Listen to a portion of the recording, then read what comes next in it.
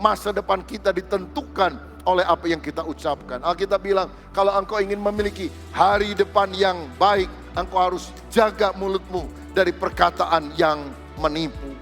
Kalau saudara tiap hari suka bilang, aduh sial gua, maka mungkin kesialan itu bisa menerkam saudara. Kalau saudara sakit dan bilang, aduh bisa mati nih, mati gua. Jangan-jangan bisa mati beneran loh saudara. Tapi kalau saudara mengucapkan perkataan iman, saya orang yang diberkati Tuhan, saya dicintai Tuhan, masalahku tidak lebih besar dari Tuhan, karena Tuhanku lebih besar dari masalahku. Aku akan mengatasi semuanya. Maka kita akan melihat perkataan berkat itu akan membawa kita pada satu kehidupan yang penuh dengan kemenangan. Di dunia ini ada 3 konsep hidup. Yang pertama konsep hidup iblis. Balas yang baik dengan jahat, balas yang jahat juga dengan yang lebih jahat. Itu iblis saudara. Kalau saudara dibaikin sama orang tapi saudara balasnya jahat, hati-hati, iblis itu namanya. Tapi yang kedua adalah konsep hidup manusia. Balas yang jahat dengan jahat, balas yang baik dengan baik. Kok kamu baik sama dia? Oh dia juga baik sama saya. Kok sama dia kamu jahat? Ya dia juga jahat sama saya. Itu manusiawi. Tapi konsep hidup ketiga inilah yang kita harus miliki, konsep hidup Allah. Jangan kamu kalah terhadap kejahatan, tapi kalahkanlah kejahatan dengan kebaikan. Kalau orang jahat sama kita, kita balas jahat, kita sama-sama jahat dong.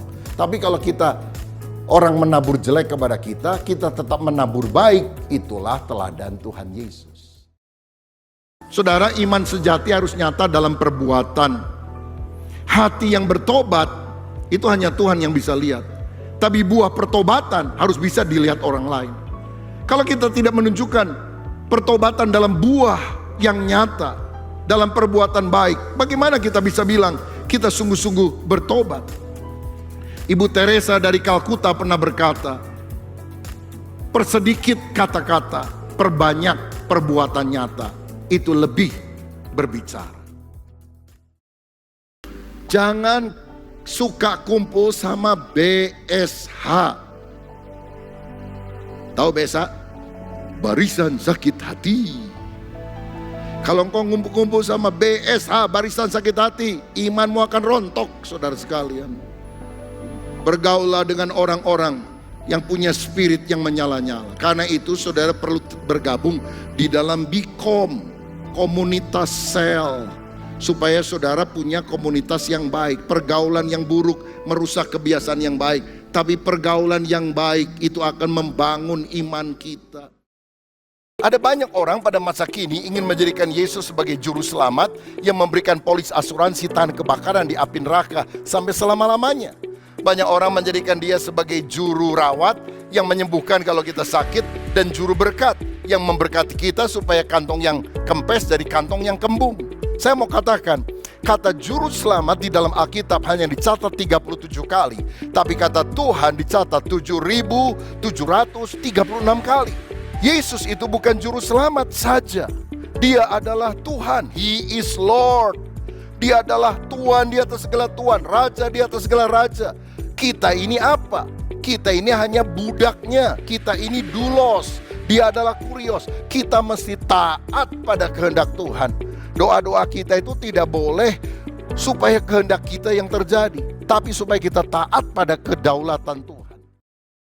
Kalau saudara melihat ada orang yang lapar, saudara bisa membuka dapur umum, memasak makanan yang banyak, lalu saudara bisa bagikan secara gratis kepada mereka. Atau ada orang buka rumah makan, bayar serelanya. Kalau nggak punya duit, nggak usah bayar, nggak apa-apa. Karena keinginannya adalah membantu orang-orang yang lapar. Bukankah itu sesuatu yang mulia? Nggak perlu kita tunjukkan, saya Kristen loh, saya melakukan ini loh, karena saya agamanya Kristen. Nggak perlu, kasih berbicara lebih nyaring. Persedikit kata-kata, perbanyak perbuatan nyata, itu jauh lebih berbicara. Salam saudara sekalian, penerimaan dan pengampunan dalam keluarga adalah hal yang sangat dibutuhkan oleh setiap pribadi.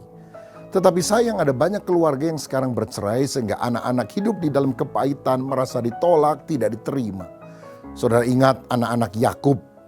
12 orang laki, 1 orang perempuan. Waduh, selalu bersaing. Bahkan salah satu anak Yakub yaitu Yusuf dibuang masuk ke dalam sumur, dijual sebagai budak ke Mesir. Kenapa terjadi peristiwa drama seperti ini? Karena Yakub itu istrinya 4, lalu saling bersaing satu dengan yang lain. Nah, memang tidak adanya penerimaan, pengampunan menyebabkan masalah. Tetapi bersyukur ada pribadi yang dibentuk Tuhan seperti Yusuf, yang walaupun mengalami perlakuan buruk dari keluarganya, tetap percaya bahwa Tuhan punya rencana yang indah bagi dirinya. Maka dia mengampuni saudara-saudaranya. Bahkan orang yang mengampuni lebih diberkati daripada orang-orang yang melakukan perbuatan jahat.